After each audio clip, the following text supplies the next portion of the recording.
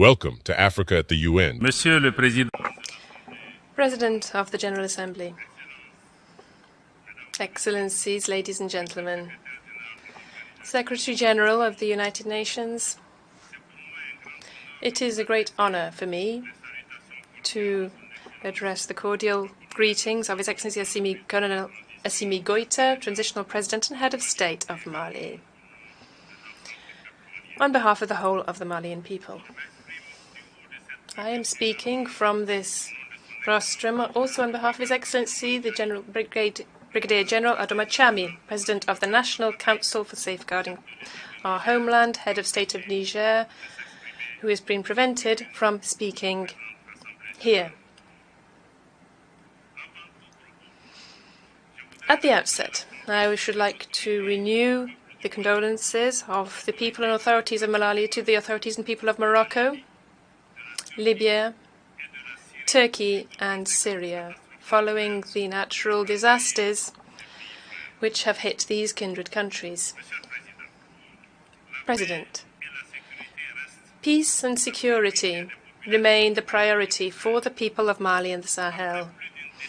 After over a decade of violence with particularly devastating effects.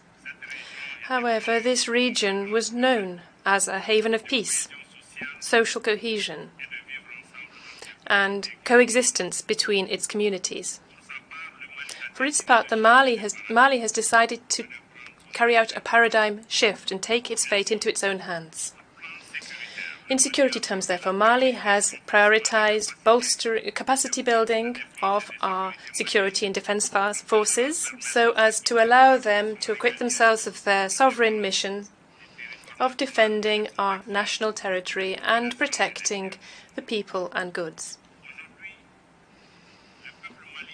The Malian people has now resumed greater trust and confidence in its defense forces. The people of Mali are encouraged by the results in combating the terrorist armed groups and their foreign state sponsors.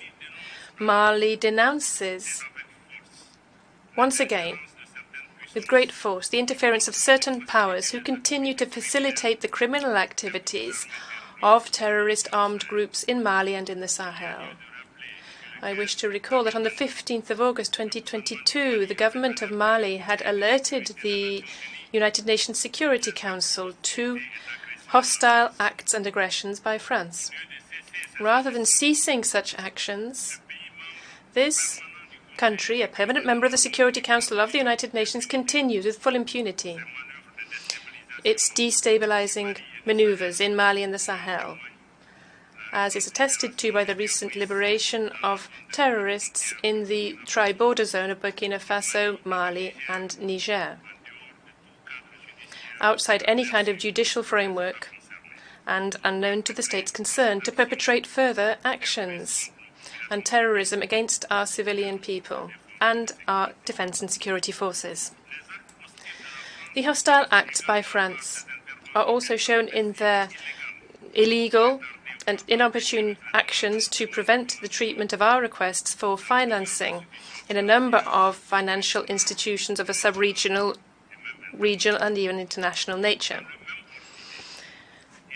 Likewise, it is regrettable that this same country, France, attempts and sometimes even manages, unfortunately, to instrumentalize regional African organizations, pitting brotherly countries against each other, merely for their geopolitical interests in a neo-colonial and paternalistic attitude. President, Mali is aware of the fact that military action alone cannot sustainably eradicate the complex challenges linked to terrorism and certain problems linked to the governance of the country. This is why the government has endowed itself with an integrated strategy, including political and institutional reform, development, specific concerns for youth, women, including employment and their representation in decision-making bodies at local and national levels. To put the conditions in place allowing us to achieve the deepest aspirations of the Malian people for change, The government has committed itself to implementing political and institutional reforms which will be necessary for the reorganization of the state. In this dynamic, the 18th of June 2023 organization of referendum of a new constitution in Mali was adopted at over 96%, and this is participating in this effect.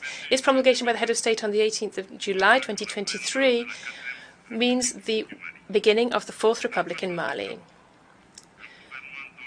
With this landmark, we show our true determination to ensure a return to constitutional order which is peaceful and secure, including the organization in the upcoming months of general elections. President, after 10 years of presence in our country, the international response to the security challenges in Mali has not been commensurate to the threats. The expectations of the Malian people, expressed so many times by the authorities, have therefore often been ignored. The United Nations mission in Mali, MINUSMA, has not been able to help Mali to re-establish its authority over the whole of its territory. Despite the considerable investment over the last 10 years. During its presence on our national territory, the security situation has unfortunately only deteriorated further. The insecurity which was cantoned into northern areas of Mali at the time of the deployment of the United Nations mission in 2013 has now reached the centre and the south. This spread of insecurity, fortunately, is now being countered thanks to the undeniable successes on the ground by the Malian armed forces, despite the challenges inherent to this kind of operation.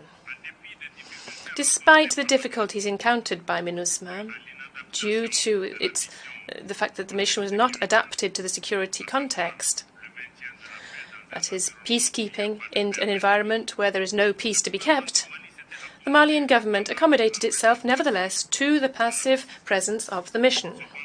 However, it had become unacceptable for the government of Mali to allow MINUSMA to continue to become a part of the problem by aggravating tensions between our communities through the instrumentalization of the question of human rights for political ends, thus using agendas external to and belonging to countries which are hostile to Mali. It's after a comprehensive assessment that the government of Mali therefore decided in June, or requested in June 2023, that there be the withdrawal of MINUSMA, and we are pleased that the Security Council of the United Nations accepted our request. The government of Mali is working with MINUSMA on its orderly, coordinated and safe withdrawal by the 31st of December 2023. Pursuant to the relevant provisions of Resolution 2690, adopted on the 30th of June 2023 by the Security Council. The government of the Republic of Mali does not envisage prolonging this deadline, extending this deadline. We would like to reassure the Malian people and the international community that all provisions are being made to ensure the continuity of state services after MINUSMA's departure. The first phase of the withdrawal process is finished, and the second phase is already underway. MINUSMA has not been able to fulfill its mandate, that is true, but the government and Malian people remain grateful for the efforts and sacrifices made over the last 10 years in Mali.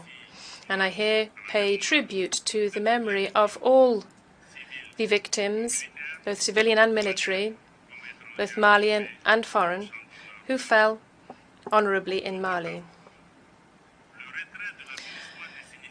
MINUSMA's withdrawal does not, however, mean the end of cooperation between Mali and the United Nations. Quite the contrary. My country is very much attached to its membership of the United Nations, and the government remains committed to the noble principles and ideals of the Charter. Likewise, Mali renews its commitment to cooperate with all of the states in the world who so wish, and who respect the fundamental principles of my country's foreign policy. In a dynamic of national ownership, we wish to continue the efficient implementation and intelligent implementation of the Agreement for Peace and Reconciliation resulting from the Algiers process, alongside our brothers in the signatory bodies who so wish. We welcome the progress made since the signature of this agreement in 2015, including the adoption of the new constitution, which takes on a number of the provisions of the agreement, and the government has decided to prioritize inter-Malian dialogue. So in the future, so as to further progress the peace process with signatory bodies. We are aware of challenges along the way to peace, like the macabre series of terrorist attacks carried out undiscerningly against civilians, where elements of the defense forces and security forces of Mali were affected. The attacks, the barbarous attacks against the Tombouctou vessel, and attacks on camps and towns in Bamba, Gao, and Bourem between the 7th and 12th of September last are illustrative of the cruelty of this terrorist and criminal groups in organized gangs who attack targets in a cowardly way, such as women and children. On behalf of the head of state of Mali, the government and the Malian people, I wish to thank all friendly nations and international organizations who have manifested their compassion and solidarity following these tragic events.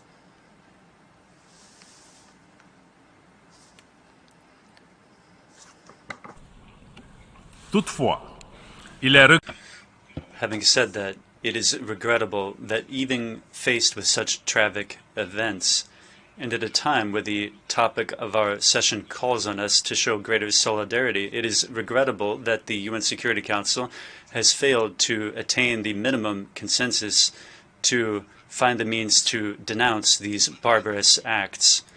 Despite these difficulties, or rather because of these difficulties, the government of the Republic of Mali is more committed than ever to ensuring its sovereignty and its authority, and to extend all of our authority throughout national territory. The obscurantist and offensive forces will be opposed to the security forces. Security forces will prevail and eliminate them. That was the case recently in Bourem, where our valiant soldiers pushed back an attack by this obscurantist criminal group, inflicting substantial losses. While extending the presence and authority of the state has also aims to liberate all of the areas formerly under MINUSMA.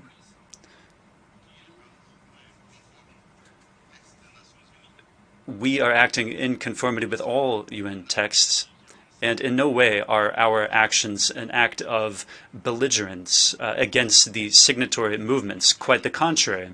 We are continuing to extend a hand to our brothers, the signatories, to ensure sustainable peace and harmonious development for our nation. So we call upon the armed groups to stop their collusion with armed terrorist groups during recent attacks, and to do so pursuant to the peace agreement and the various relevant UN Security Council resolutions. In the current geopolitical context, Mali does not want to be a theater of confrontation or competition for foreign geopolitical interests. Yet we stand ready to engage in cooperation with all partners that respect our sovereignty and our choice of partners, and also in the interests of the Malian people. President, as for the regional and international situation, Mali is closely following recent developments in Africa and in the rest of the world. As for global governance, the government of the Republic of Mali reiterates its commitment to the respect for the Charter of the United Nations, especially respect for the sovereign equality of states. And hence, we reject the policy of certain states to exercise neo-colonial dominion and to subject other peoples and nations. We deplore that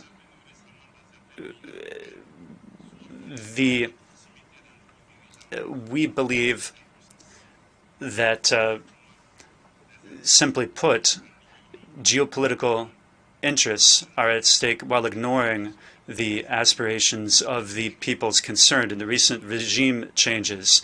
In this regard, we denounce and reject the double standards that are exercised by certain powers and certain regional organizations, and even by certain international organizations, including by the United Nations.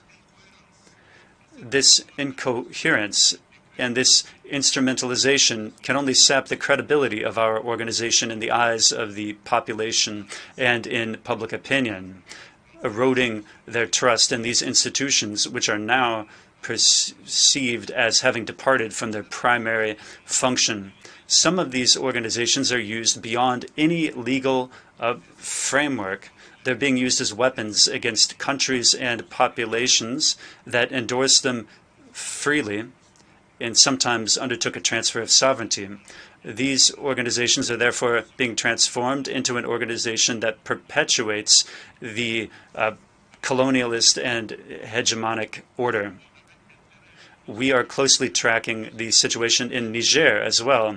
Since the 26th of July 2023, the people and government of Mali reiterates their support, total support to the government and people of Niger, which is a kindred country, a neighboring country, and a friendly country. We denounce the principle of imposing sanctions and coercive measures against another nation, be that nation in Africa or elsewhere. We also denounce these actions, in particular when they're just, illegal, and inhuman, as is the case with what ECOWAS did in imposing sanctions against Niger, and with respect to the sanctions that were imposed against my country as well. The inhuman consequences of these sanctions are dramatic. I'm thinking of the sanctions in Niger that the Undersecretary General for Humanitarian Affairs said to ECOWAS. He sent a letter to ECOWAS on the need to alleviate these measures. I want to recall that even in the case of Iraq, a humanitarian corridor was opened in order to provide the Iraqi people with what they needed. These are organizations founded on solidarity and fraternity, and they should not be used to punish one's own brothers, one's own people, prohibiting them from obtaining food and medications. Furthermore, Mali remains firmly opposed to any military intervention by ECOWAS, which would have disastrous consequences for Niger, but for the whole of the region as well. Any military intervention in Niger, or any aggression, any invasion of that country, would pose a direct threat to the peace and security of Mali, but also to the peace and security of the region, and it would necessarily entail grave consequences. We will not stand idly by. One should not repeat the serious errors of the recent past. In 2011, through the firm opposition and warning of African leaders, the United Nations Security Council decided, regrettably, to authorize a NATO intervention into Libya. The consequences of that operation violently destabilized this kindred country and the entire region. This war of NATO in Libya is at the origin of the expansion of terrorism and violent extremism throughout the Sahel region, with its innocent victims and destruction that have ensued. This is why we will never stop reiterating the international responsibility for this human tragedy, which is undergone by Libya and by the people of the Sahel since that intervention. Therefore, on behalf of all the victims of 2011 up until today, the tens of thousands of dead, the millions of displaced peoples and refugees, we call for justice, we call for reparations. But above all, we ask for the international community to shoulder its responsibility and to draw the full consequences of this hazardous military intervention by third-party countries. It is crucial to avoid reproducing in Niger the errors committed in Libya, the errors that caused the degradation of the entire Sahel region, including in Burkina Faso, Mali, and in Niger. This is essential to reestablish trust among nations, which is the aligned with the theme of our session. The many international challenges to peace and security call for Security Council institutional reform, or rather United Nations reform. Mali reiterates its support to the legitimate demand of the African continent, the demand for Security Council reform, in order to make it more representative of the realities of our time. Likewise, Mali will continue to advocate for changes in economic, financial, and political global governance mechanisms to craft ideal, fair conditions for the participation by our country in multilateral institutions. In this regard, Mali reiterates the central role that Africa needs to play among the international organizations and nations. In this regard, we hail the opening of the BRICS alliance. We welcome the fact that they've included Africa in that as well.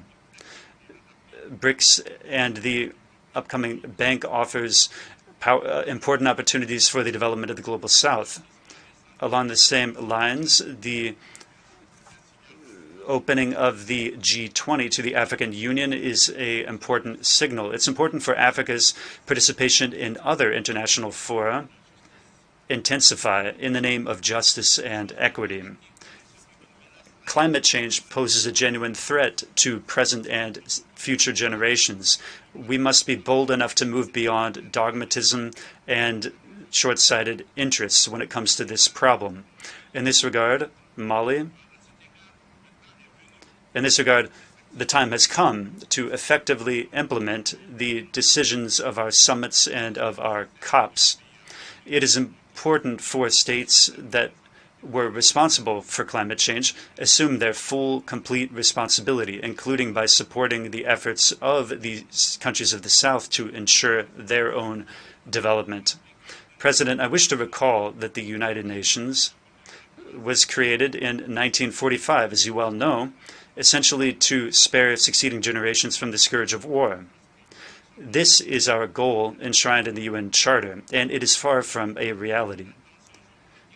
Even more, current geopolitical tensions and many conflicts in the world are causing true concern for multilateralism, for peaceful coexistence, and harmonious development.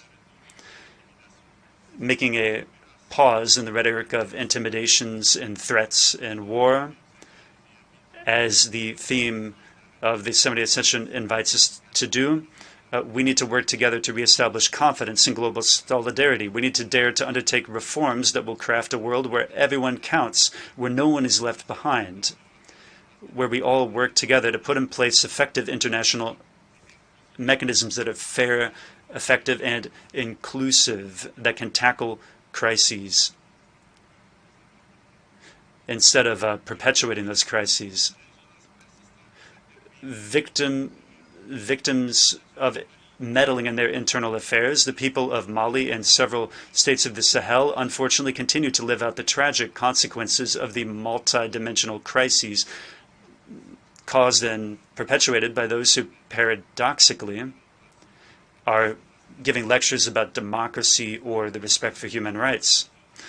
When it comes to the implementation of the head of state for the transition in Mali, that is eliminating all neo-colonial interference. And the Republic of Mali counts on sincere partners, those countries that value relations on equal footing and with equal respect. In this regard, I wish to make special mention of the Russian Federation for its solidarity and for its faithful commitment both multilaterally and bilaterally. Mali will remain committed to bolster regional mechanisms and sub-regional mechanisms in Africa as well, which defend as a priority the interests of the African people. We are faithful to our Pan-African vocation, which is reaffirmed in all of our successive constitutions. Therefore, we reiterate our adherence to all relevant collective security mechanisms, especially with regard to African leadership, and we also reaffirm this point. This is the full meaning behind the creation on the 16th of September of 2023 of an alliance of the Sahel nations of Burkina Faso, Mali, and Niger by the signing of a charter. This organization aims to establish a collective defense architecture and architecture of mutual defense to counter any form of aggression, terrorism, or transnational organized crime in the space of the alliance. This new organization also has the ambition of bringing together the efforts of these three countries in the socioeconomic and monetary realm, but also to strengthen a new basis for regional integration. This time, it will be an integration of the people, grounded in solidarity, in respect for dignity, in the identity of our peoples and our countries, and the affirmation of our sovereignty over our land and resources, but also our sovereignty over our organizations, the financing of our activities through our own resources, and also prevention of hegemonic and neo-colonial domination. Beyond security cooperation, Mali fully endorses the African initiatives that work to promote and increase bonds of fraternity and solidarity throughout the African Political Alliance, initiated by the sister Republic of Togo, which aspires to achieve an independent Africa that is politically strong, that is non-aligned, and can participate on equal footing in global governance. President, Excellencies, ladies and gentlemen, in closing, I wish to observe that the many challenges in the way of peace, security, and development require a multilateral framework that is adapted and recast. We cannot continue to do what we've been doing before, using the same mechanisms, the same institutions which have failed to adapt while expecting a new outcome. For its part, Mali remains committed to multilateralism where each nation counts, a multinationalism with solidarity that offers ambitious solutions to the complex challenges facing our time, especially in the Sahel.